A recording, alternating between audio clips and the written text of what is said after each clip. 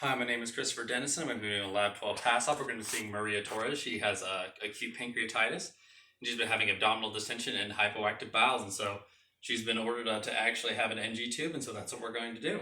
All right, make sure I have all my equipment, my NG tube, my lubricant, what's going to go on the nose, the syringe, the mouth, the tongue depressor, lubricant tape, as well as the chucks. All right, so I'm going to wash my hands at the nursing station. I'm going to knock on the door. I'm going to say, hi, my name is Christopher Dennison. I'm going to be your student nurse for the day. I'm going to provide privacy. I'm going to write my name on the whiteboard, and I'm basically going to say, hi, can I get your name and date of birth? She's going to say Maria Torres, and then she's 48 years old. I'm going to check her wristband and check her allergies to make sure if she doesn't have any allergies, to make sure they match. So they match, which is great. And then I'm going to make sure, do you have any allergies? And she's going to say no, and I'm going to say, okay. And I'm going to explain the procedure. All right. Well, I'm gonna put this NG tube. I'm gonna put it up one of your nose, and then I'm gonna basically once it starts going down. Well, first I'm gonna have you tilt your head back, put it up your nose. Once it starts going down, I'm gonna tilt your head forward, give you a drink of water. So I'll have to get some water, and with a straw, and then I'm gonna have you swallow as I get that water, and as it goes down, as you tilt your head forward into your stomach, and I'm gonna check the placement of that as well to make sure that we get it there and there's no complications. Do you have any questions for me? She might ask if this is painful or if this could be discomforting, and if I have to answer honestly and say it could be. But I'm here for you. Raise your hand if you have any problems, and we'll pull it out and we'll make sure that you're doing okay. How does that sound to you? She says, yes, that's good. Well, I want to make sure I raise the bed to a proper height, make sure I raise the head of the bed to at least 30 to 60 degrees because basically just to make sure the gastric contents don't just come out immediately and that she can actually be comfortable and doesn't have any risk of aspiration. All right, and then yeah, and then I want to make sure I wash my hands at the nursing station. I wash my hands here, put on a fresh pair of gloves, and we've introduced ourselves, put it up to a proper place, and we're going to begin the procedure. But at first, I want to do an assessment. So I'm going to do a pre-assessment. I'm going to say, how has your nausea and pain been? She says the pain medications have done really well. She's at zero pain. If she wasn't, I would do Colders and make sure that I document that. She said she does still feel slightly nauseous, but she has received meds soon, so they might kick into effect. And then I'm going to say, all right, well, is it okay if I look at your abdomen really quickly? Do a look, listen, and feel. And she says yes. So I'm basically going to expose the abdomen, do a look, then I'm going to listen. All right, she is hypoactive. And then I'm going to do a feel. I'm going to do a light palpation and then a deep palpation. And basically just make sure, and I definitely felt abdominal distension. She was hypoactive, and I'm going to ask her about her bowel movements. When was the last time you had a bowel movement? She says 2 days ago, and it was very hard, which is a third side of complication. I mean, she's a good candidate for an NG tube, which is great. So now we've done a pre-assessment. We made sure that we checked on her, asked her the characteristics of her stools, and now we're basically going to begin the procedure. And I've already told her what's going on. I would grab my cup of water and my straw, and I would put a chucks on her. So there's her chucks, just to make sure she doesn't. All right. So before I put this in, going to put the syringe on there. I'm going to pull back 10 milliliters of air because I have to check the placement of it. But before I do that, I want to basically measure it. So how I measure something with this is I'm going to put the tip of the catheter to the nose, pull it all the way back to right here, to the lobe, and then I need to measure to the xiphoid process. I would have to have them exposed for this, but the xiphoid process is right underneath the sternum, and it's that bony prominence right there. And basically, and then I would also have to listen for the stomach, which the stomach is right here at the left upper portion. So basically, I need to make sure that I listen at the right part and that I measure this correctly. But let's go to my xiphoid process. There's that pointy prominence. All right. And it looks like right there. All right, it's going to be 55, and we're going to keep it at 55. So 55, and I'm going to mark it with tape. Because now that I know when I get there, that I make sure it's at 55. All right, and so that's just basically going to show me where I stop. Then I want to pull this back because I'm going to have to, not in there though, because I have to keep this patent. The reason why I have to keep this patent is because if I don't, then the intermittent suction is going to have a difficult time, and it could end up suctioning more of her intestinal walls or causing just more irritation and damage, which is what we don't want to do. So make sure I put that syringe in. I've already put on gloves and everything. We've done our beginning procedures, our assessment. So I'm going to say, all right, do you think you're ready now? And again, raise your hand if you have any problems, and I would love to help you out or just pull it out. All right. So we raise the head of the bed to make sure that she's good. I'm going to have her tilt her head back. We already chose which nair we're going to do because the most patent one was her right one. She could breathe better out of it. So we're going to use her right side. I'd make sure that the nose is clean and put skin prep on it once I'm going to put it on. Have my water and straw ready for her. She can hold it. That's great. All right, tilt your head back. All right, I'm going to then lubricate it before I insert it, because that lubrication is going to help out a ton. And I'm going to say, sorry about that, I almost forgot. But tilt your head back. It's lubricated. We're going to start pushing it back once, and I'm going to start feeling it turn down. So tilted her head back, turn down. I'm going to say, tilt your head forward. She's going to tilt her head forward. And I'm going to then give her that straw with the thing, and I'm going to say, swallow, swallow, swallow. Swallow, swallow, and then swallow. And then I'm just going to keep going as she's swallowing with that water. She was NPO, but of course the physician said it was okay because this is just going to suck it up. All right, and we're down to 55. And then I want to get a piece of tape and tape it right there just to make sure.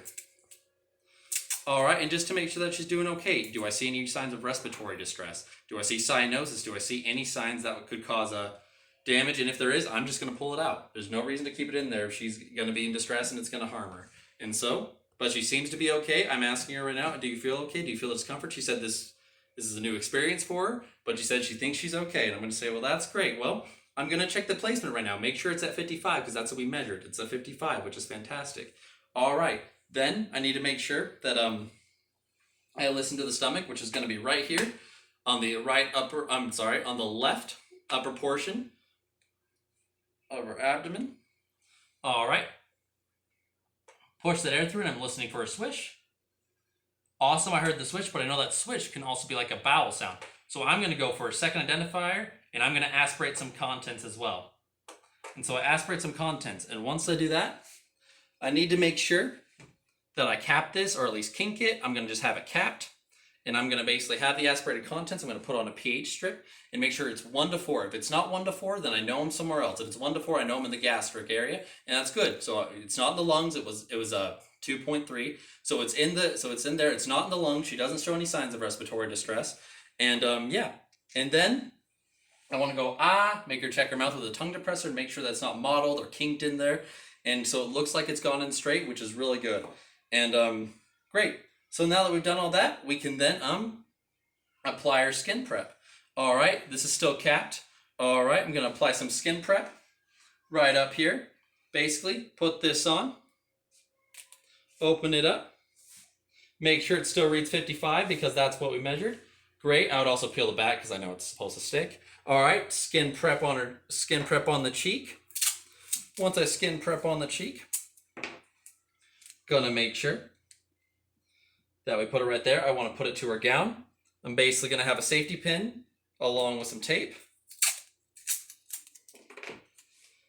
Gonna basically tape it right here. Put it through the tape into her gown, but not poking her, and this is the safety pin, so it's safe.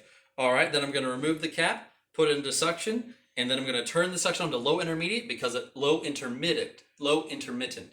Because if I don't, then it will continuously just irritate and damage the inside walls of her abdomen and bowels.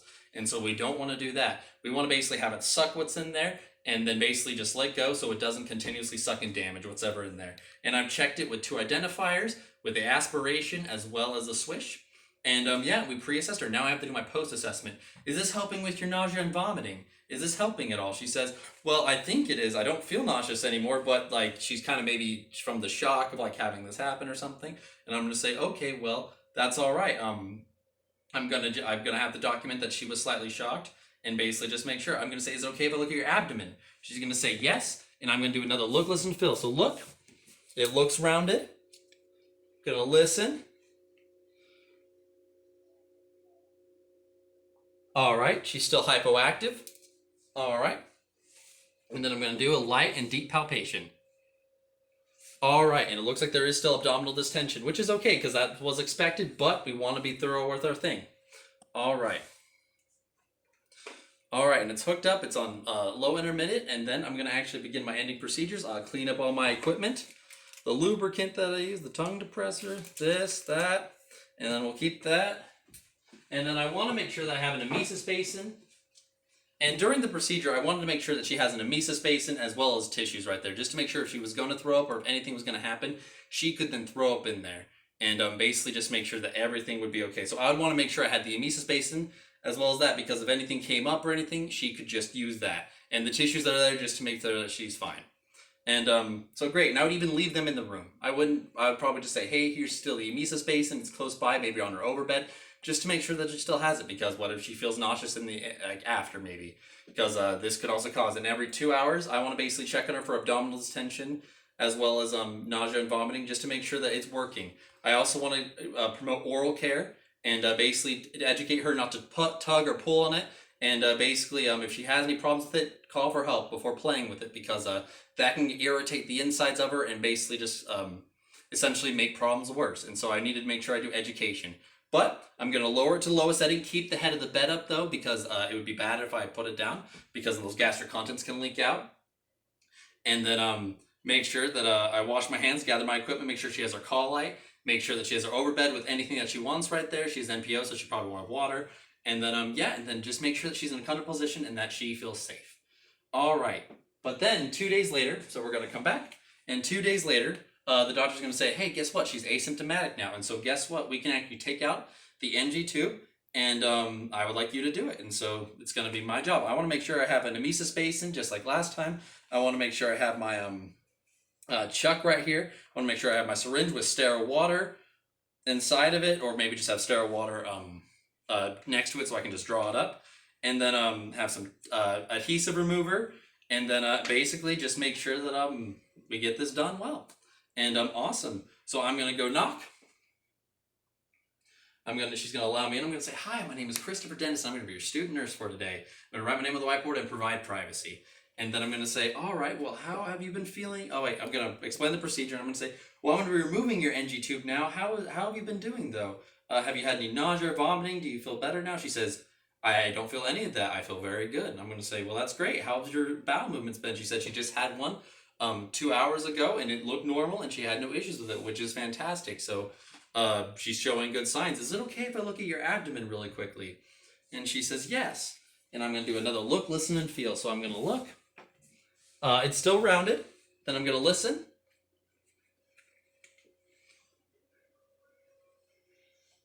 All right, I listened, and it's fine. And then I'm gonna feel with a light palpation and a deep palpation. All right, and I don't feel any more abdominal distension, so that's really good. And I'm gonna say, all right, well, I want to check placement now. So is it still at 55? Great, it's still at 55.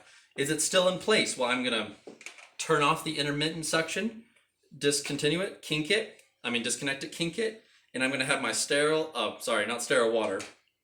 I would have to have another syringe if I filled this up with sterile water, basically, and I'd have to put it with 10 milliliters of air, connect it, just to make sure that the gastric contents don't get everywhere, put her up with a check,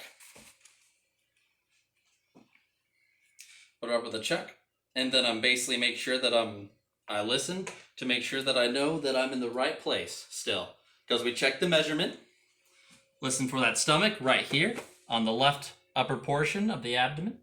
All right, awesome, I still hold that swish. Really good. All right, and it hasn't lingered anywhere. Gonna pull back some gastric contents up it, cap it, or kink it to make sure that the gastric contents don't get everywhere. Make sure that the blue thing is still patent as well, so that because that would cause complications. And then I'm gonna pour it on the pH, and I'm gonna make sure it's still 1 to 4. It's 2.4, which is fantastic. So we're still in the stomach. Measurement's good. Everything's fine. All right, and then I've done my pre-assessment.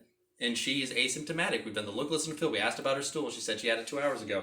And basically she doesn't feel nausea and vomiting anymore, which is fantastic.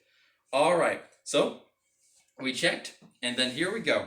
All right. And I'm going to say, all right, I'm going to pull it out. And once I pull it out, I'm going to have you, instead of tilting your head back and then forward, we're just going to have you hold your breath. All right.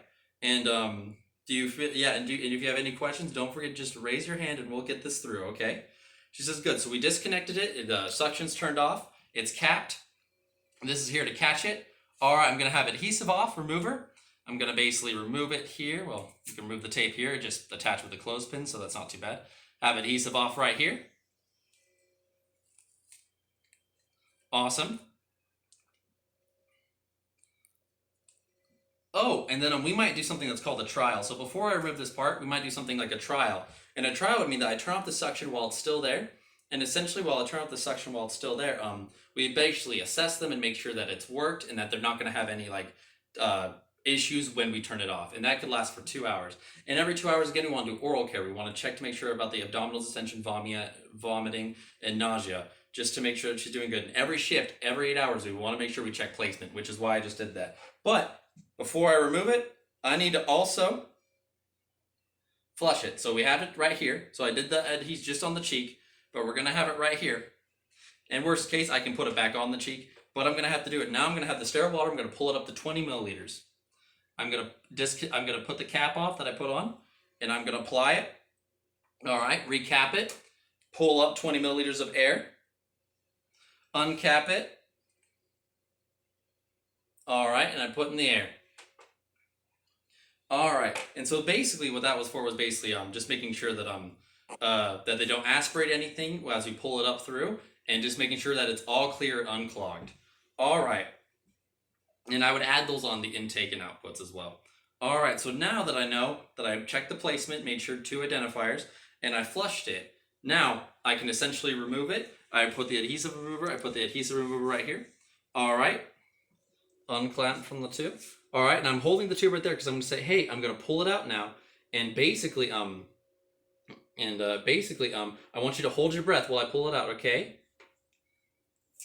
All right. All right, there we go. All right, hold your breath.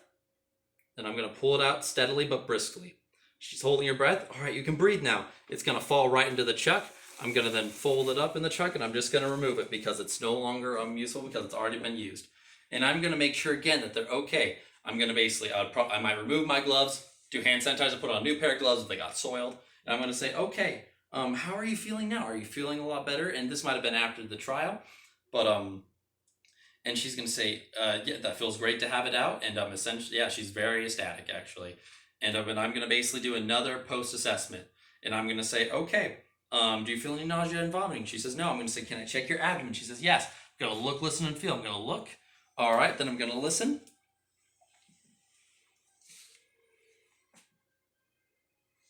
All right, I listened, which is great. I didn't hear anything abnormal. They were active, and then I'm going to feel. Do I feel any abdominal distension with a light and deep palpation? I don't, and I've already asked her about her stool, so I already know what's going on there and the characteristics. And I'm going to say, well, great. Well, I'm so glad that you're doing things. I'm going to check you on 2 hours later just to make sure that you're doing okay and to make sure that pulling that out hasn't caused any irritation or any issues. And I would check her nose for pressure sores as well, making sure that she doesn't have anything going on there. Make sure she feels clean and safe. All right, and then I'm going to basically gather my equipment, make sure that the bed's to the lowest position. At the lowest position, oh, and this was visualized, but during the procedure, I would have her 30 to 90 degrees, which was already visualized because we'd keep her up there as well. But yeah, and put it down to the lowest bed, make sure the bed was locked, make sure the side rails are up, make sure that she's safe in a position, make sure her call light's there, make sure she has anything that she needs close to her, and basically take off gather my equipment, take off my gloves, wash my hands, and I'm going to go document, remove the privacy that we put up, and we're going to call this good. And again, check every 2 hours, make sure that we promote oral care, and make sure that we don't see the signs of what caused her to be here in the first place come back. Thank you so much. Oh, and we checked the placement, documented that the placement was 55.